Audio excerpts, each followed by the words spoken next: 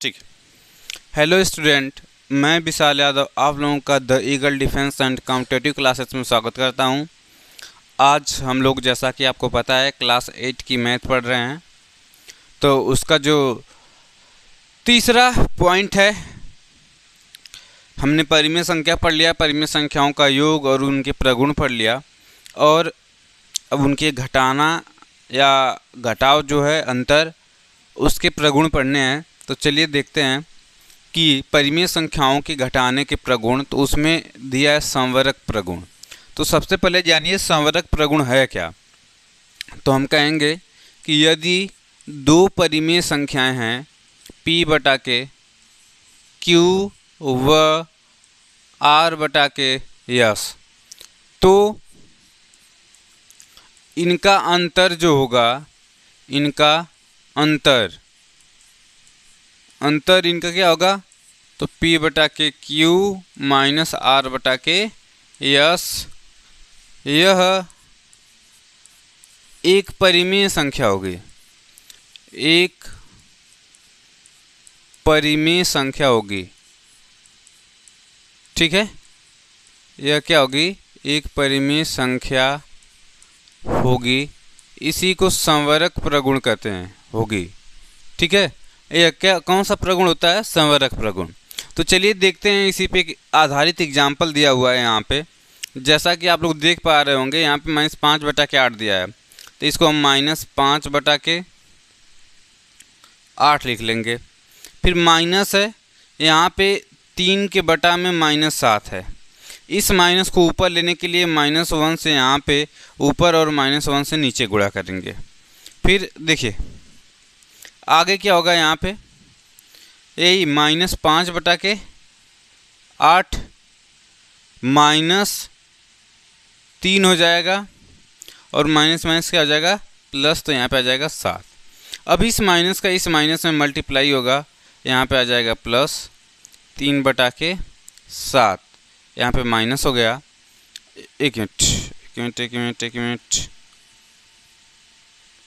Minus minus plus हो गया, यहाँ पे हो जाएगा 3 बटा में 7। यहाँ पे आ जाएगा -5 बटा के 8। ठीक है, अब फिर से आगे क्या करेंगे, आगे हम लोग अगला स्टेप लेंगे कि इनका एलसीएम ले लेते हैं। तो कितना आ जाएगा, 56।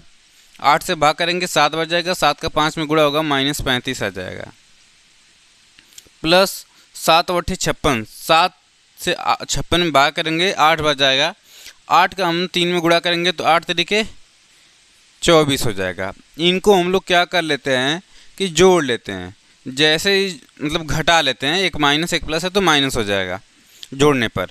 तो 35 में से 24 घटेगा तो आपका बचेगा 11। कितना बचेगा, 11। और बटा में कितना लिखेंगे, 56। चूँकि 35 बड़ा, इसके आगे माइनस चिन्ह है, तो यहाँ पे भी किसका चिन्ह लगेगा, माइनस का चिन्ह लगेगा। ठीक है, आप लोगों को समझ में आ गया होगा।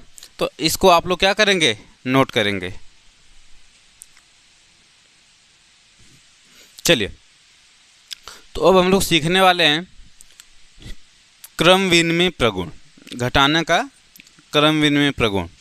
तो देखिए, घटाने में क्रम विनिमय प्रगुण क्या कहता है, तो हम कहते हैं कि यदि हमारे पास दो p/q और r/s दो परिमेय संख्याएं हों, क्या हों, परिमेय संख्याएं हों।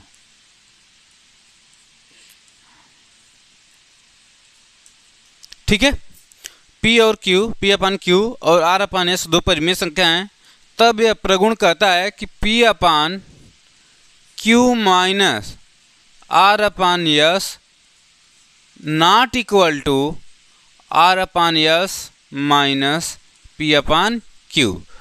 ठीक है, क्रम विनिमय प्रगुण जो होता है, ठीक है, इसका कहने का मतलब कि अगर दो संख्याएं, परिमेय संख्याएं p/q और r/s, इनका जो अंतर होगा, क्रम बदलने के बाद वाला जो अंतर होगा, आपस में बराबर नहीं होते हैं। ठीक है, तो कहने का मतलब इसी पे एक एग्जाम्पल आधारित है। इसको हम लोग देखते हैं। 11 बटा के 24 दिया हुआ है, क्या दिया हुआ है, 11 बटा के 24। तो इसको हम लिखते हैं ऐसे, 11 बटा के 24 माइनस, अब माइनस का माइनस में मल्टीप्लाई होगा तो प्लस हो जाएगा, यहाँ पे हो जाएगा 8/9। अब 24 और 9 का जब भी एलसीएम लेंगे तो हमारा कितना आएगा, 72 आएगा। कितना आएगा, 72।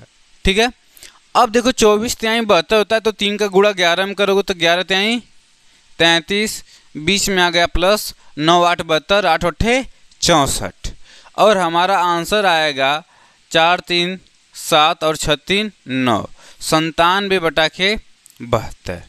ठीक है, अब इसी का क्रम, इस संख्याओं का क्रम चेंज करके यहाँ पे दे दिया है कि -8/9 और माइनस में 11/24 दे दिया है। ठीक है, तो 9 और 24 का एलसीएम कितना होगा, आपको मैंने अभी बताया था 72 होता है। कितना होता है, 72। 9 से भाग करोगे 8 बार जाएगा, 8 का 8 में गुणा करोगे 8 8 64, फिर माइनस 24 से करोगे 3 बार जाएगा, 3 का गुणा 11 में करोगे 11 तिहाई 33, फिर माइनस माइनस आपस में जुड़ जाएगा और माइनस का 97 कितना आएगा, 72, जो कि 97/72 जो है इसकी वैल्यू -97/72 के बराबर नहीं है। यह पॉजिटिव वैल्यू है और यह कौन सी वैल्यू है, निगेटिव वैल्यू है।